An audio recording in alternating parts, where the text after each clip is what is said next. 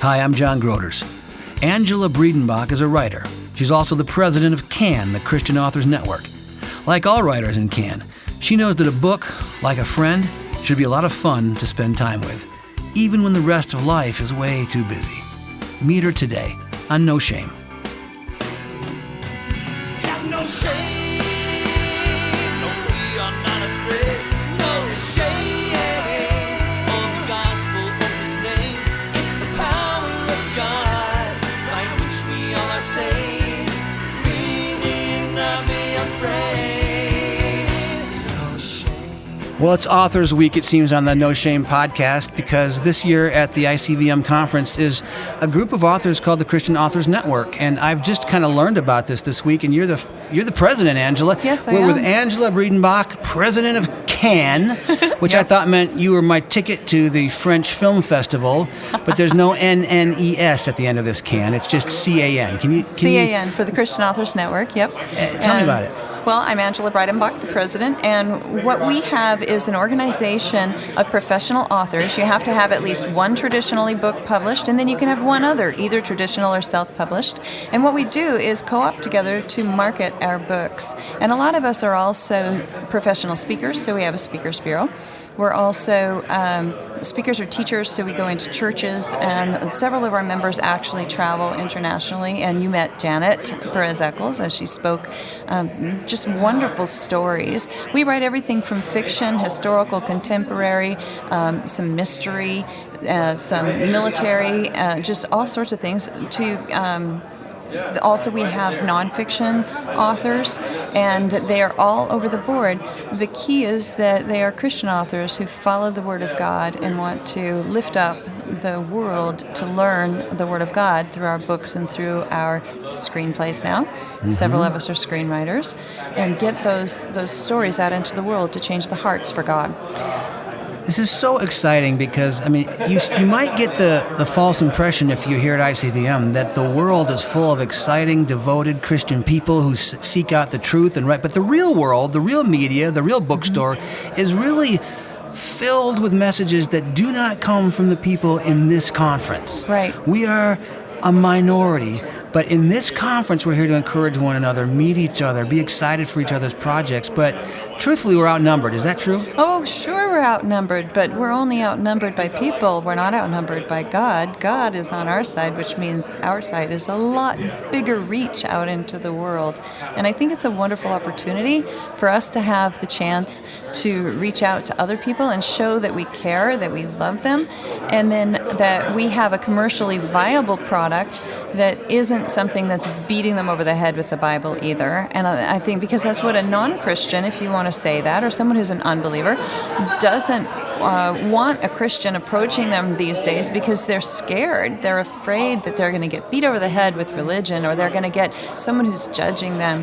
But what we want to do as Christians is reach out and show we love.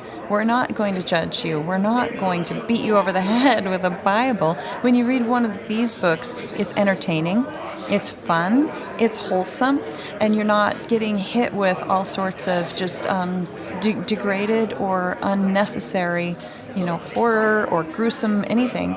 We still deal with those real life issues, but some of those things don't need to be right in your face. You can deal with what happens without having to show the blood and the gore and that kind of thing on the page.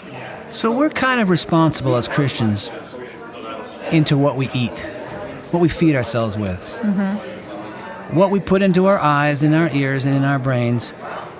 And, maybe we're not so good at our diet, at our media diet, because we turn on the TV and there it is, and then we turn on the HBO or we turn on the Netflix and kind of there it is. And maybe the books that we read or the movies that we go to. And I'm not here to spank anybody or scold anybody. I'm just thinking about myself. What life is short, and what edifies my spirit, and what actually distracts me from the life I want to live. What enhances my marriage, and what kind of tears it down? Maybe not overtly, but subtly. What we read is Matters. part of that, right? Because when you're reading a book, you're in a very intimate relationship with the writer. I'm in bed with them, Yeah. literally. Yeah, literally. But you're inside their head and they're inside your head. And so what you're putting in your brain is how you're going to act and react and the words that come out of your mouth. And I've noticed when I have watched things that have a lot of like foul language or something like that, that it very easily can come out of my mouth, because you're right, you're feeding that, you're seeding it into your body, into your mind, into your spirit. But the goal here is that not to shame anybody, because I love your No Shame podcast. I am a listener. Cool. But I think the key is to show somebody, if you want to lose weight, if you want to get healthy, then you look for things to do that with, right? And if you want to improve your mind, you look for things to do that with. And a lot of people are out there, maybe they're very unhappy, and they want to look for what's going to give them joy and happiness. And honestly, it is Jesus Christ. Jesus Christ is what's going to give you joy and happiness. And when you infiltrate your spirit and your mind with this goodness, when you allow it to just soak into you and you start to change and you start to have a joy about life and about what you're doing and an excitement, and all of a sudden those dreams from your childhood that God put in you for who you're supposed to be, they start to come out. Because the world teaches us that you can't dream, that you can't have, that you can't achieve, that you are nothing, because the world and the father of lies is out there trying to trip you up and stop you from becoming who you are in Christ. But when we start to feed our minds and our bodies properly with the love of God, even though it's maybe through fiction story, third party, don't you know, is the most magical way to teach anybody. When you confront somebody, when you shame them, when you make them feel like they are wrong and they don't feel good enough and they feel unworthy, they close down and they don't want to open up and hear what you have to say. But when, let's say to you, I say, oh my gosh, John, I have listened to your podcast, I have seen your movies, and they're wonderful. It makes you feel good, huh? But if you're standing next to somebody, and I give that praise to, say, your friend Keith, and I say, Keith, I have listened to his podcast. Keith, I saw the movie last year that he made, and it was amazing. And that pastor taking the beating and showing me what Christ did in his life, that, Keith, this man can make movies. Mm-hmm. When I'm telling a third person about that, that's the magic of third-party storytelling and third-party lifting someone else up, and it does double time, triple time, exponentially what a praise can do directly to you. So, Paul, in the engineering room, would you slate that last comment from Angela and make sure that we play that over and over again on the... it's a beautiful example. It's a beautiful example, and you know, that's books, fiction, right? It's third-party magic storytelling. So there's so many kinds of literature, and our authors that you represent are writing all the kinds. Some of them are self-help books, nonfiction books, Christian devotionals. Right. These are all kinds of literature. Right. But I just want to talk about fiction for a minute. Okay, please. Because I love fiction. Truthfully, I read all those other things, and they're great, and I have to read them, and I might read them in the daytime, or I might be researching or writing. But really, when I go to bed at night, there's not a night that's going to go by that me and that author is going to usher me right into sleep. I mean, I pray when I wake up, but I read to myself to sleep. Yeah. And truthfully, I'm one of those people, I kind of can't wait to get back to that story. Yeah. Maybe I'm only going to make it a page and a half tonight because it's late and I'm exhausted. Or maybe I'm going to wake up at 3 a.m, and rather than being bored and lonely, I'm excited because I get to spend a few more hours or minutes with this story. In this story. They become your friends. I appreciate fiction, and I go back to the same authors and read everything they ever wrote because I've built a trust relationship with my circle of favorites. Yeah. But it's a big investment for me to let a new author into this private space. I've never read this person before. Am I going to waste these awesome moments with a new author? It's like a big deal for me to try something new until I've read everything and I'm exhausted all my authors. Then I'm stuck with it. We've got a whole series of new authors, and I just interviewed Kimberly Rose. And, I love Kimberly. And I think I've got to read some of her books. I mean, she just won me over in this conversation. So I guess my question to you is, how do you break into a person's private time as a fiction author? How do we get a chance for them to spend 4 or 5 hours reading our book over the course of time? The best way is through like the Christian Authors Network. As we start to market out to readers, retailers, librarians, that all sounds very cerebral. But the reality is we write articles and blog posts and we touch on those things that people are fascinated with. And as you touch on those things people are fascinated with, so for example, I'm a professional genealogist. What I found out was that in my history, before the American Revolution, I believe some of my ancestors were Scottish indentured servants. And I started researching Scottish indentured servants and put it in Captive Brides from Barber Publishing. And what I found out was that those people, if a mother got pregnant and her child was born as an indentured servant, the law at that time meant the child, even though the child wasn't contracted, the child was born into the state of the mother, that child would stay an indentured servant for up to 35 years, just because they were born that way. Indentured servants were on the bottom of the barrel, and then there were slaves, and then there was This the is in freemen. Scotland? No, this is in America. Scottish people came over as indentured servants, and they were lower than slaves. This is in America. This is in America, and this is in the 1770s. And what they did then was, say a man was supposed to go to war to fight in the American Revolution, he could exchange and send his indentured servant. The indentured servant could die for his master because he was contracted. And yet, if he survived that time that was contracted, then he would get his freedom.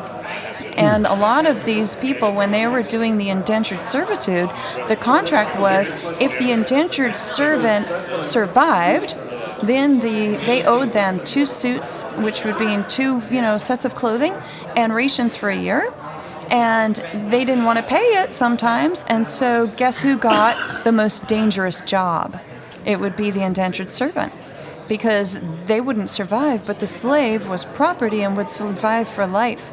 And so therefore they weren't going to risk their quote-unquote property. So they would be They got the Uriah treatment. Yeah, David they were throws, the bottom of the barrel. Indentured servants And were... a lot of indentured servants never survived No. to freedom. My goodness. And it's kind of lost to history, lost to American history. The research I did was reading a whole bunch of antique books and learning about how long they served and what they did.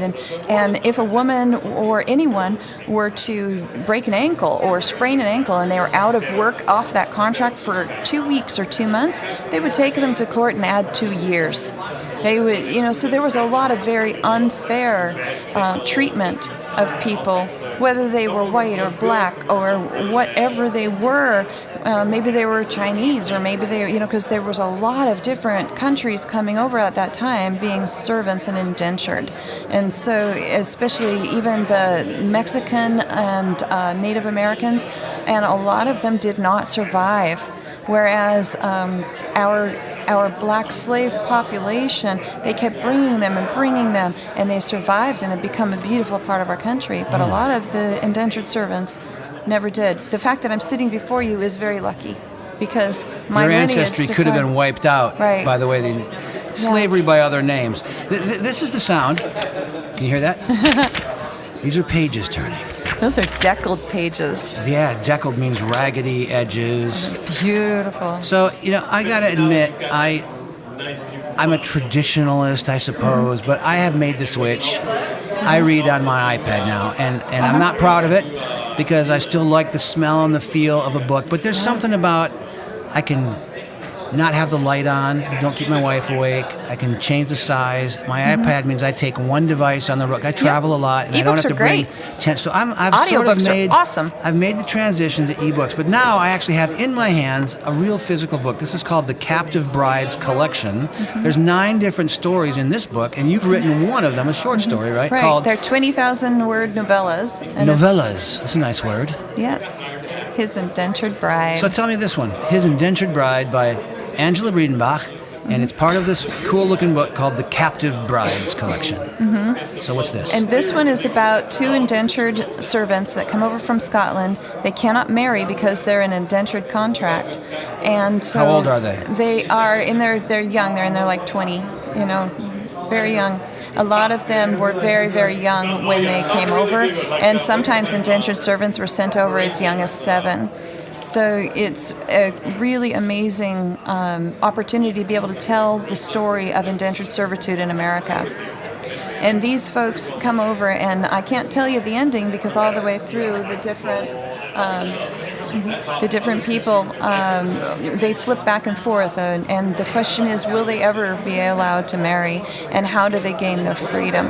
And what happens if they're injured? And in this particular case, my heroine is injured, and they add on 2 years to her service. And she was injured in a fire, and it doesn't matter how she was injured, but she's the one who has to pay for her time off. So, when I think of the unique experiment that was America, it was an experiment about freedom, Yes. about self-governance, Yes. about equality, about all things that sound the complete opposite of slavery and indentured servitude. And yet, that's how we started. Yeah.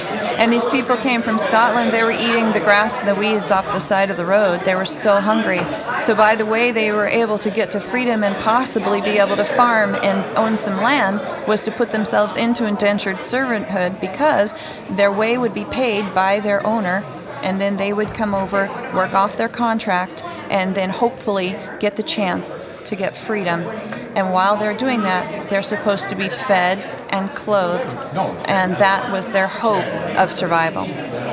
So you've uncovered a kind of a dirty underbelly of the American story. I mean, slavery Yeah. is a dirty underbelly for sure, Yeah. but you're uncovering another one that's a little bit of a side note, maybe not as well told, but it's pretty ugly regardless. It is. It's often forgotten. I did a film in Ghana a few years ago on the Trikosi women, and we went into these villages where the fetish priest can sort of claim the 12-year-old daughter from your family as one of his, essentially his harem. Right. And those girls become spiritually bonded to that fetish priest, and we recognize that is wrong. That's not what God made these women to be, but they have no education after that. They're the property, the indentured servants of these fetish priests. This was a long time ago. It was a missions film.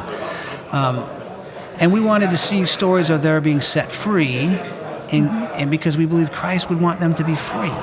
But you're talking historical stories here, so they are what they are. And part of it makes it palatable to us as readers today because it's written into fiction. And yet you'll see the reality of how difficult life was, and what you will see is how Christ helped them overcome it. And that is the beautiful redemptive story that we can tell through our history. And again, here I sit before you. Yeah. So, Yeah. Well, you start studying genealogy, the odds become impossible that we Very small. even exist at all. Yeah. It had Yeah. to be a plan because we can't win the lotto every time for all these years. Nope. Angela Breidenbach is the president of the Christian Authors Network. She is at the ICVM conference.